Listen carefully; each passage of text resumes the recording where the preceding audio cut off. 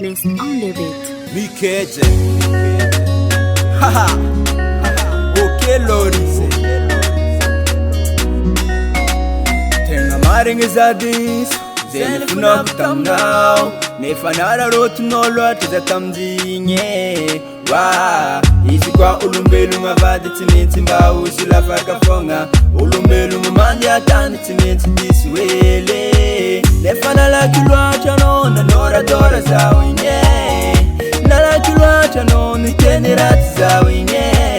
Jono afining fine foodie. Nintika ifatis fana foodie. Nowadays it must anga hoodie. Ala wanteng faza ifatim foodie ke. Ambila fike. Ambila way. Ambila fike. Ambila. Ambila. Ambila fike. Ambila way. Ambila fike. Ambila. Ambila. Deus alino natapadi sora za tamzifo andenga mpuza tinde sinocha ifano itakanto sola chitire nofte vengitu vidimbola anomi yaraka mnazimbola ngoma za ngoma za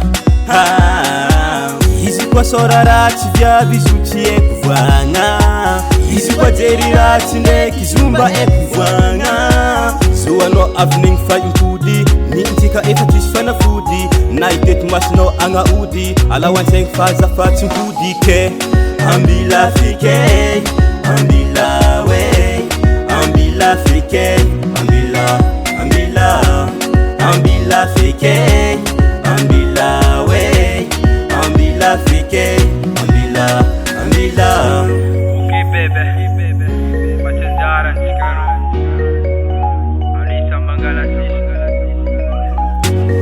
Mangala sisine Eka sambi mangala sisine Sisine Ambila fike Ambila way Ambila fike Ambila Ambila fike Ambila way Ambila fike Ambila Ambila fike Ambila way Ambila fike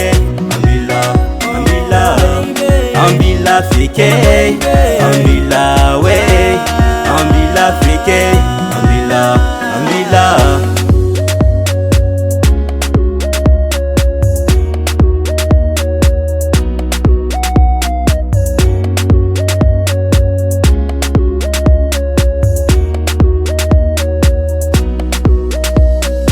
Dream Record Production.